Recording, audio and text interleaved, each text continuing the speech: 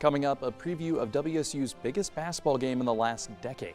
And a breakup gone wrong leaves a Pullman woman in jail. We'll tell you why here on Murrow News 8.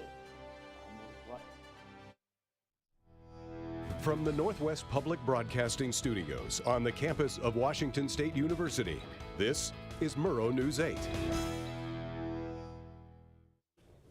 Hello, I'm Will Glasby. And I'm Macy Harden. Welcome to Murrow News 8.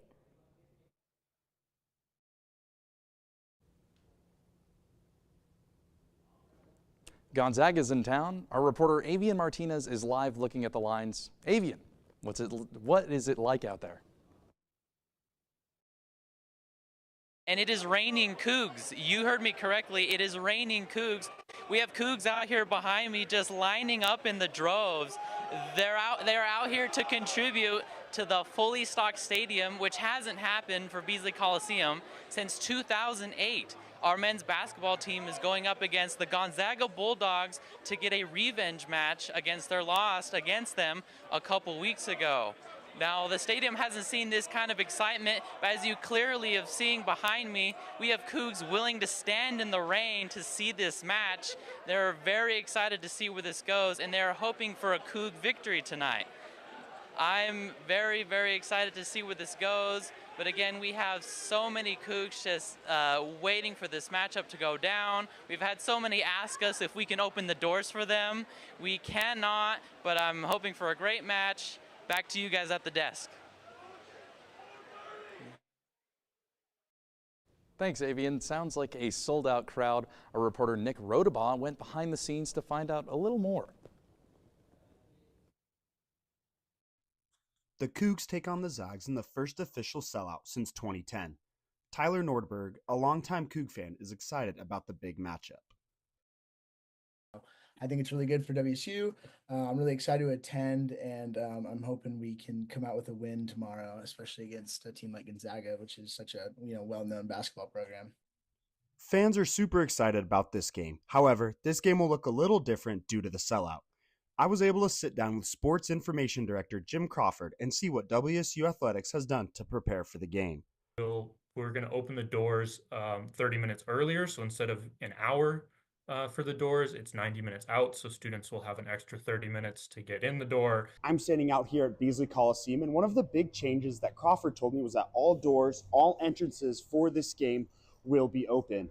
Crawford thinks that this will help the control of the crowd going into the arena.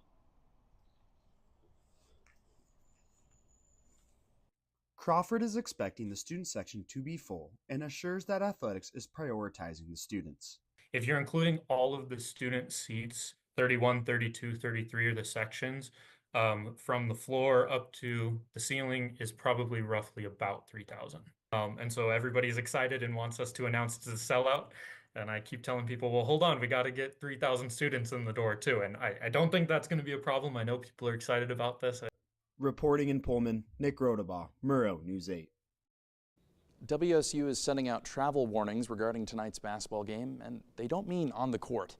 Officials say people can expect an increase in traffic on campus following tonight's game against Gonzaga.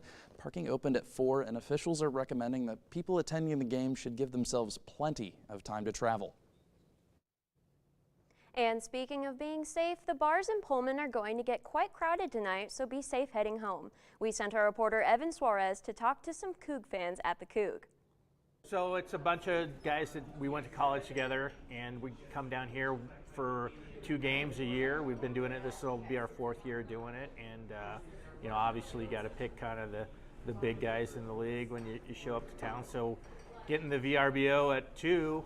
And why wouldn't you stop at the Coug and have a little lunch before you get in there? I'm here outside the Coug, where obviously it's a little rainy and cold, but if you come with me and take a peek inside, it may not seem very busy right now, but give or take a couple hours, this place is going to be the pregame before the game starts at 6 p.m. Evan Suarez.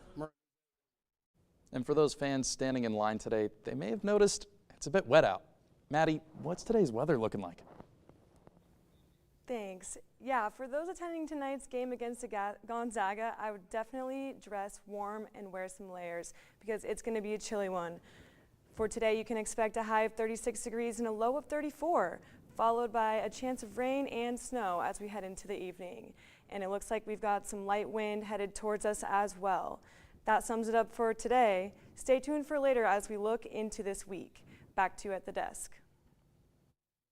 Thanks, Maddie. Yesterday, a Pullman man reported to police that his ex was stalking him and later damaged his car.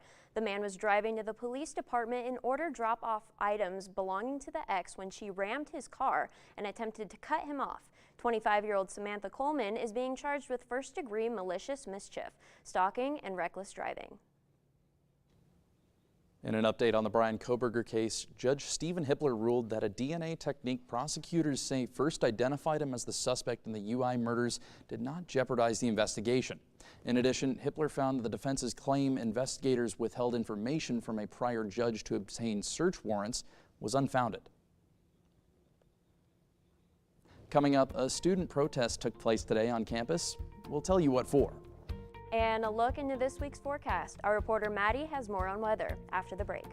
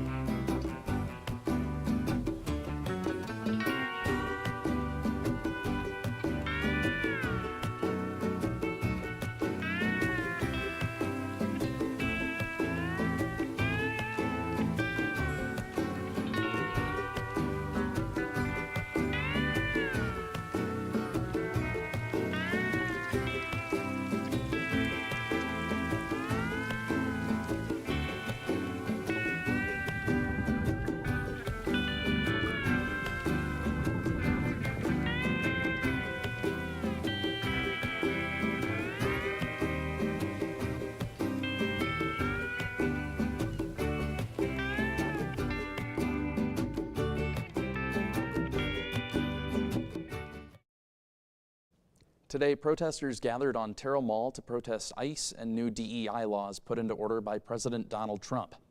The students are at a student-led event that we kind of got together with a couple of student leaders in different organizations to back our families, back our friends who are in danger right now due to certain policies that are being presented and being brought up to us by our president.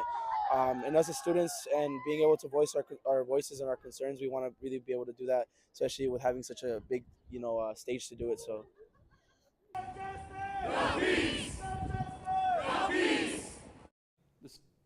The students are asking WSU to continue protecting the DEI programs and not cooperate with immigration enforcement. And if your sidewalks aren't clear by now, you might want to grab a shovel. Pullman has seen a recent increase in city code violations concerning sidewalk snow removal. Police have seen almost a dozen violations in the last 24 hours. There have also been reported of cars slipping off of roads and hitting objects. According to City Code, Chapter 11.42, clear sidewalks are the property owner's responsibility. People who are not compliant can be fined up to $500 per violation. With slick sidewalks and slippery roads, make sure to take precautions while out in public. And speaking of slippery roads, what can we expect to see in the upcoming forecast, Maddie?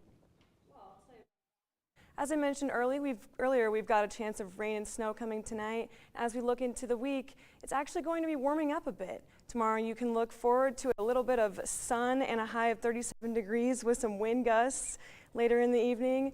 Mostly cloudy on Friday with a high of 38 degrees. And it's looking like the clouds will be staying the weekend and bringing some rain along with it.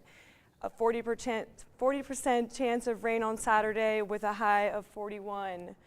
Throughout Sunday, Monday, and Tuesday, it's looking like lots of rain and lots of clouds, with a high of 46 on Sunday, 49 on Monday, and 47 on Tuesday.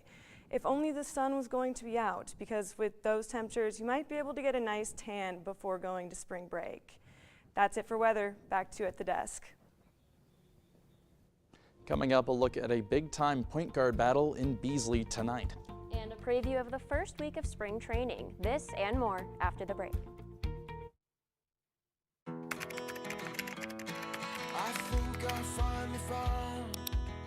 Hey, how you doing? Hey, Mason. Hey, Mason. Got a new house. It's looking pretty cool so far.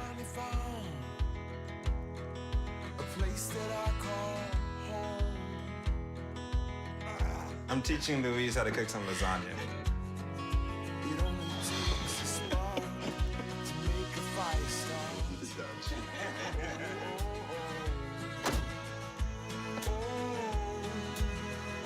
Thank you. Study, please.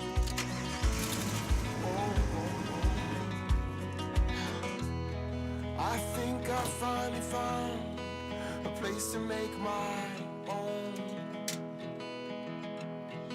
A place that I call home. This place that I call home. Well, we talked about Gonzaga coming down to Beasley to battle the Cougs later tonight. It's going to be a big point guard matchup between WSU's Nate Calmes and Gonzaga's Ryan Nemhard. Here's what WSU head coach David Riley had to say. We have a lot of Cougar Nation cheering us on, and for us, it's kind of an opportunity this late in the season to show who we are. We've kind of been teasing it at times. We've had good games. We've had good stretches of games, and I think it's time for us to show everyone that this is who we are and this is how we play, and it's a great opportunity for us to go do that.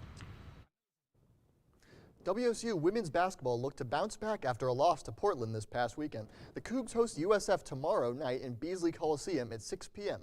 Their last matchup was earlier this season in San Francisco, which the Cougs won 74-58. WSU freshman Evans Karui was named the Mountain Pacific Sports Federation Men's Indoor Track and Field Athlete of the Week. Karui received this honor after breaking Washington State's 49-year 5,000-meter indoor record last Friday with a time of 13 minutes, 17 seconds. In other baseball news, the MLB starts spring training this week. The first game will be tomorrow when the Cubs face the Dodgers. The Mariners will be traveling to face the San Diego Padres for their first spring training game this Friday. Seattle Sounders soccer is back. The Sounders kick off their 2025 season with an exciting international matchup tonight at 5 p.m., taking on Antigua GFC in Guatemala for their first round of the CONCACAF Champions Cup.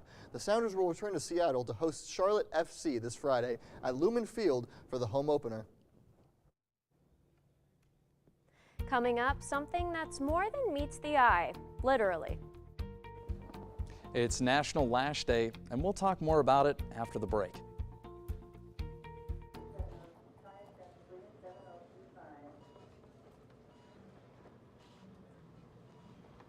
It's okay to be scared. You don't have to be so strong.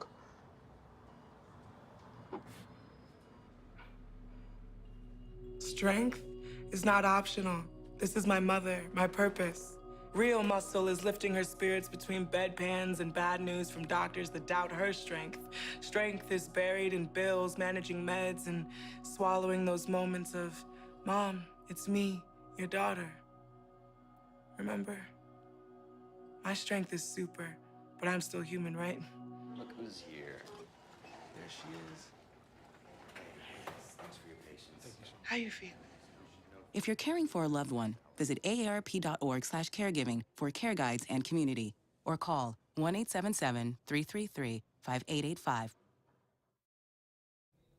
It's a beauty guru's favorite day. February 19th marks National Lash Day, celebrating all eyelashes, whether they're natural, falsies, extensions, or a combined mix. Eyelashes do more than meets the eye.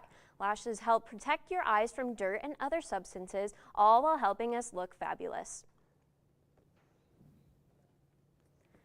And I don't know about you guys, but I sure love my lashes today. It's the first time I'm wearing falsies in a long time. What about you? You picked the right day to wear falsies, considering it's lash day. Unironically. How about you guys? How do you guys feel about eyelashes? As you can see, I'm just...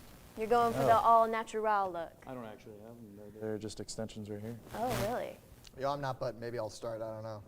I think your lashes look absolutely fantastic. All righty. Well, thank you guys for tuning in to Murrow News 8. Have a good night.